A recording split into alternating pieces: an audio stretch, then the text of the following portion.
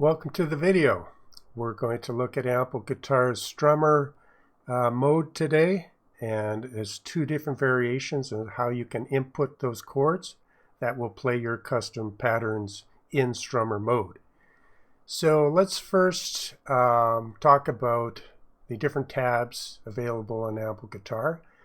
By default, you see a keyboard layout here, and it's just whatever you play on your keyboard. And if you want to go, that's more for like keyboard play, which isn't the best for guitar. And if you want to do more guitar-like patterns and structures, you have Strummer mode, and you also have Riffer mode, and you have the tab player. So professional tab, you can grab from other software and play it in here. The Riffer mode is currently being rewritten. It's available now for the bass guitar, but it's soon to be released a new Riffer system for the guitars for Ample. So looking forward to that. But if you want all the articulations and the most beautiful sounds out of the Ample guitars, you would use the Riffer system, which has its own layout and its own interface. And it's being updated to be more simple and better to use, but it does sound very nice. Here's a little demo.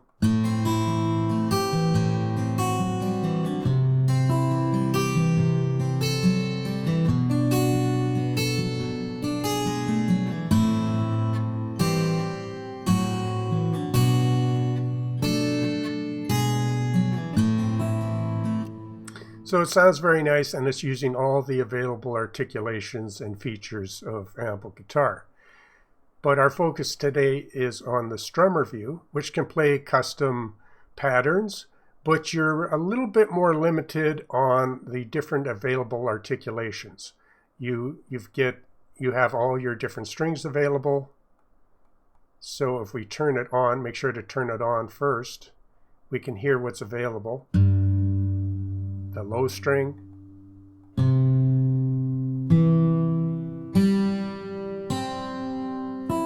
all the way up to the high string, and those can be programmed separately, and we'll show that in a bit. And you have 8 available slots, and you also have strokes or strums.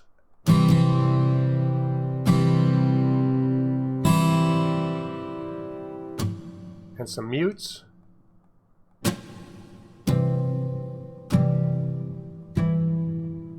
And right now I just have a little pattern set up, but before we get to that, we have to understand first the two different ways to input chords and tell us which of those custom patterns that we're going to create shortly, which one of those to play with a certain chord.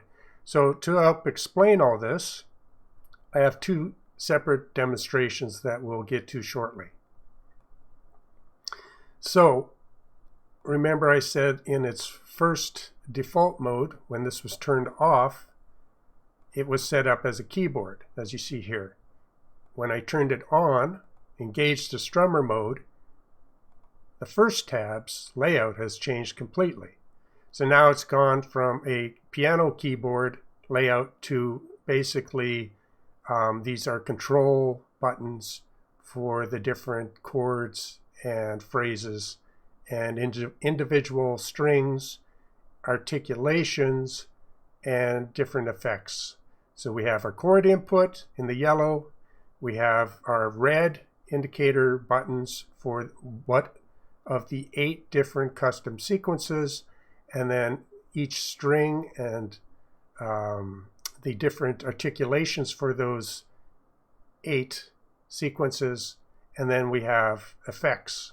So that's what these different colors now do, because we've switched on this. The first mode is where you have a live input. You choose on your keyboard from octave C1 to C2. If I play a C major or a D minor, Notice how it changed to D minor, but we never heard the guitar. We just heard one of the guitar effects. That's because when you do a live input, at the very same time, if I go back here, you have to tell the program what of the sequences you want it to play in that chord. So now I'm going to play that D minor, and at the same time with my mouse, I'm going to hold down one of the selected phrases or sequences, and then I'll get an actual D minor sequence.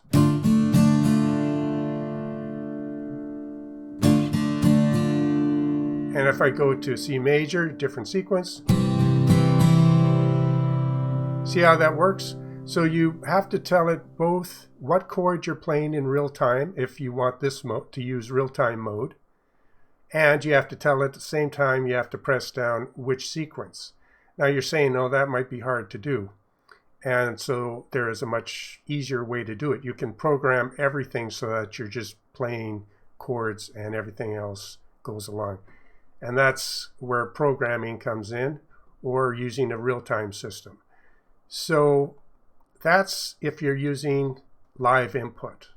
If I switch this button, now you can program in any type of chord, and you could have up to 24 because there's 2 banks of 12, and you can tell it everything about that chord. C, and it could be a major or any other variation, and you can tell it to play that in 3 different sections of the fretboard from high to low. So you have a lot to choose from, and you have 24 slots if you don't want to play the guitar and indicate what phrase at the same time. You can pre-program all this, and of course it can be done in your DAW. And that's the first demo we have here. So if you're a little confused now, these 2 demos should clarify what I've been talking about. So let's go back to real time. Well, in this case, DAW time, where it's going to play the chord, it's going to play a note to indicate, in this case, the first pattern. So it's going to play a C major in the first pattern. This one will be an F, and it will play the second pattern. This one will be the G, and it will play the third, and then the fourth, because it uses mainly the black keys to change these sequences here. But if you notice, the first one is on a white key right here, and that corresponds to this one. So when you're programming in your DAW, you're mainly going to be changing your sequence numbers by black keys, except for the very first one, right? So let's go back. And I'm going to play the first demonstration, and it's simply that, where you program, and I got these chords just from scalar. I went to C major, then I picked a C from that scale, then I picked the 4th degree, which was an F major, then I dragged down a G, then an E, then the A, and the G again. Then I dragged that into my DAW, and I added these different controller notes, which changes the sequence, and then we can play it in the DAW, and you can see how it's going to update the chords here, and it's also going to update which phrases. I've got 1, 2, 4, so the first phrase, second phrase, third phrase, fourth phrase, back to the third phrase, and then the second phrase. And so you all see this as I play this, and you should understand it a little better.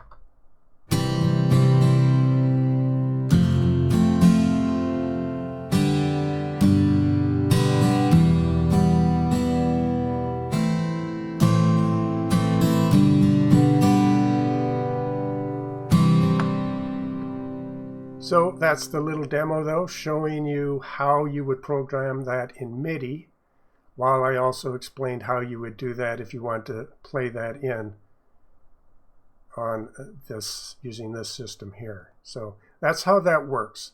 Now the second mode So we switch this one off, it goes white, and we have the pre-programmed. And now my second demonstration, which will line up here. And you'll notice, if I move this to the side over here now, that there's no chords programmed at the bottom. There's just notes corresponding on how to trigger these pre-made chords, right? And the same notes are here again copied just to go through the different sequences. Same thing, but now we have pre-programmed in chords using Ample. The result will be exactly the same. I'll just move this and start this a little, give it a little pre-run here. So you'll have the same result. It'll sound the same, but it's using pre-programmed chords now. And let's just play that.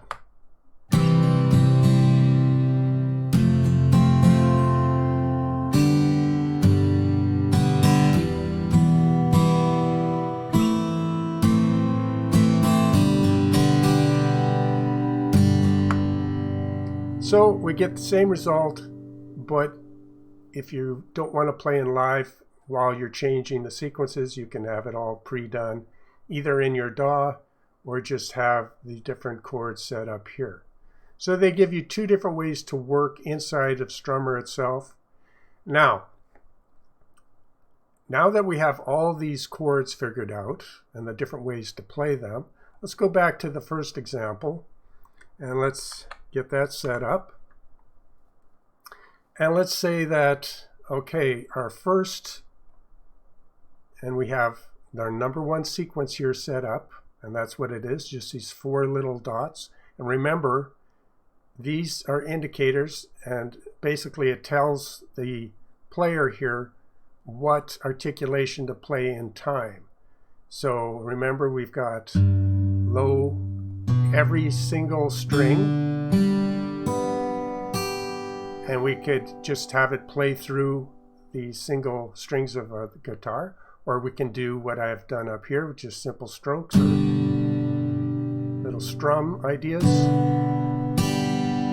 So really, in reality, what we have now is we've separated the choosing of the chords and it's separated from the patterns.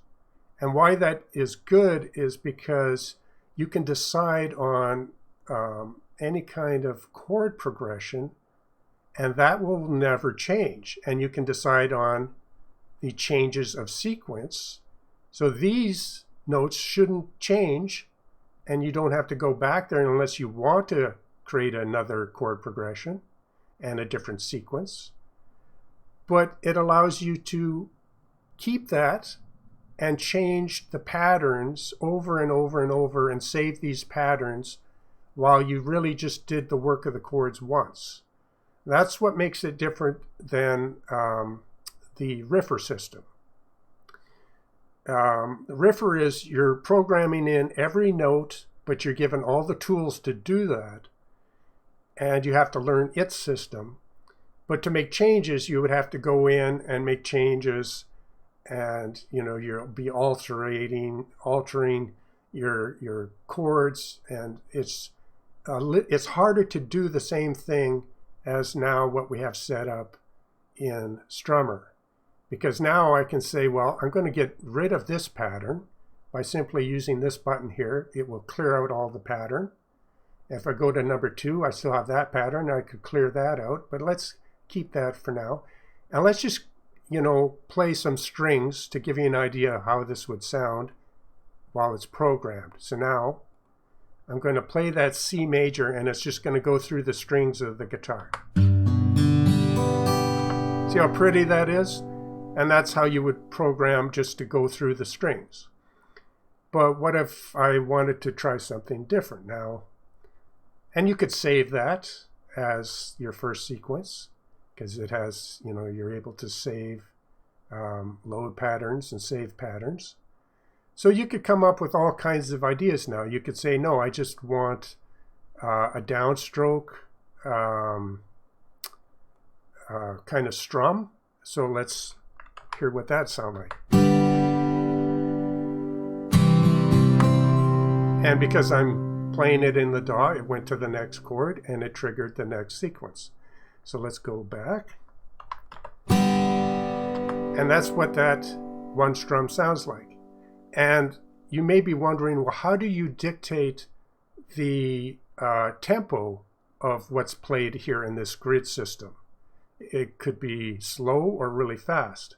And that's decided by the quantize here. So let's just take this and give you a quick example of that. So let's double click.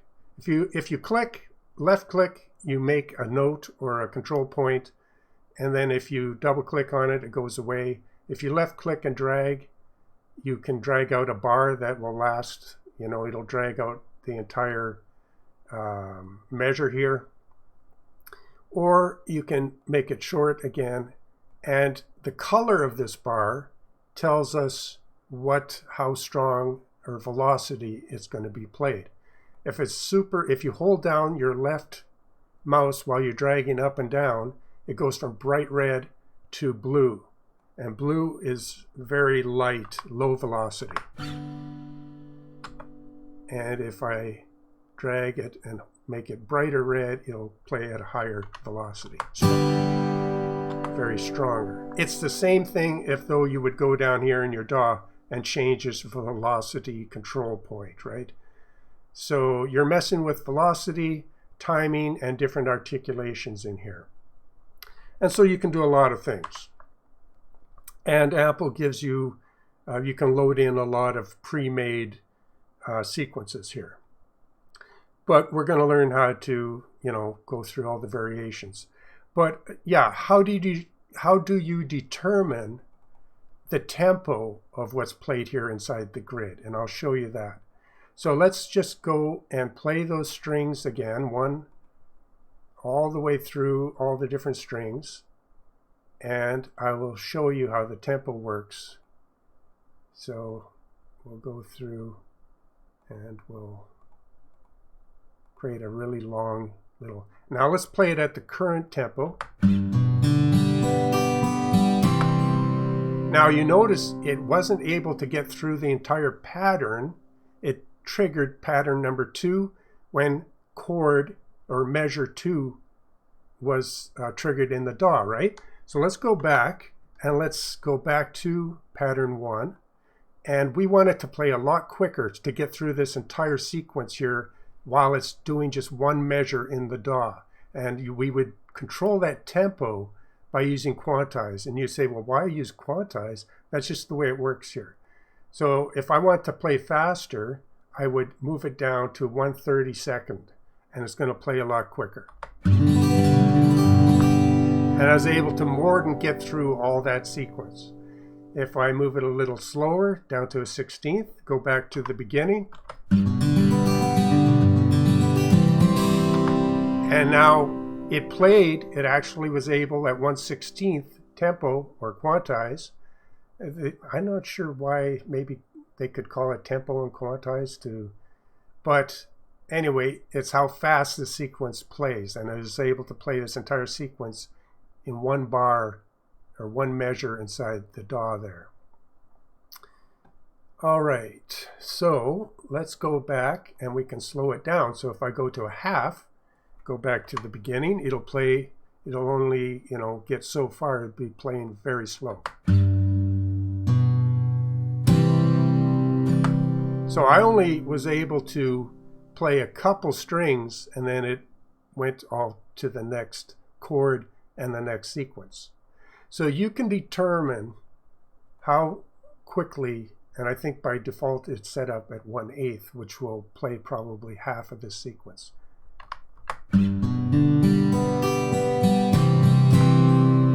So you have a lot of different things you can do. You can determine how fast your sequence played, how strong. Now, velocity-wise, you never want to have the notes all played at one velocity.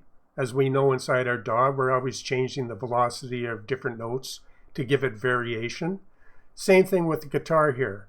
You would go in and you might say, well, I want every second note, and I just clicking and left clicking and dragging down, and I'm lowering the velocity of every second one of these played articulations, right? So now we have some variation in velocity, and we have it at kind of a mid-tempo. So it's really quite a friendly system once you understand how this works. So now that we understand we have all these articulations, we can play it in any tempo we want, and we can determine and mix up the velocity for variation.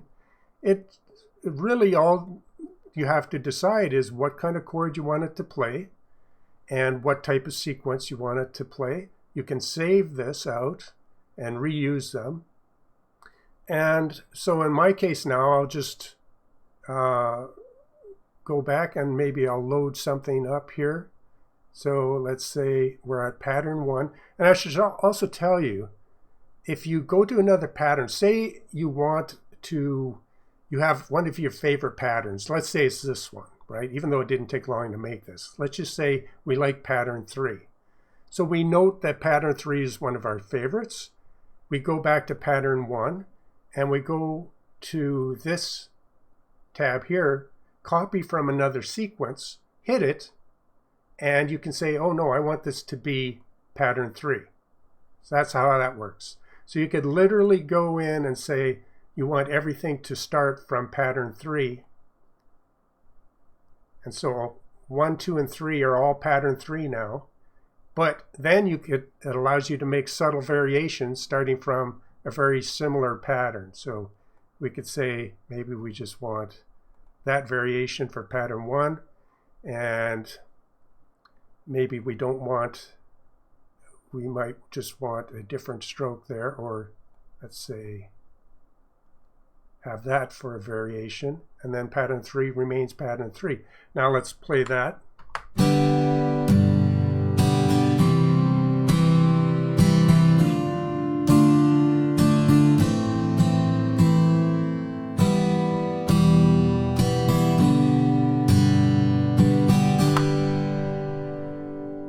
So I hope this really helps you to use this system.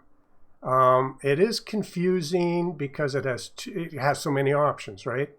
But once you realize that turning it on using this button, deciding if you want to play in real time or have it pre-programmed chords, knowing how to set up your MIDI in your DAW to play all these different variations, and knowing that you can come up with all kinds of variations of sequences, save them, copy them, alter them, and you can vary the tempo of how it's played. It really is a great system. And before I end the video, I should say if you are using an RTS real-time system, these chords, you could use all the chords of your master chord track, and you could have that set up to play, so you're never having to mess with chords.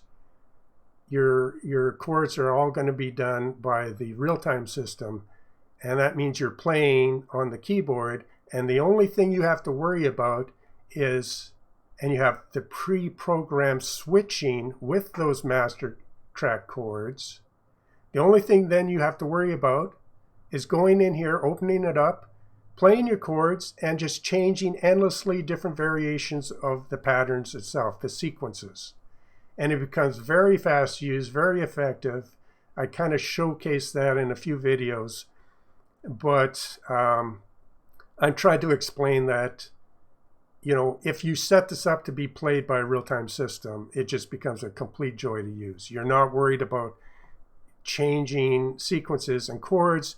You're just having fun coming up with endless variations of sequences that those chords play. And you choose what chord according to your entire master chord track that's spread out over your entire keyboard, right? Just wanted to mention that for people that are setting up their real-time systems. Hope you had a great day today. Hope this helped some people out to understand the Strummer system. Thumbs up if you got something from this video, and we'll catch you on the next one.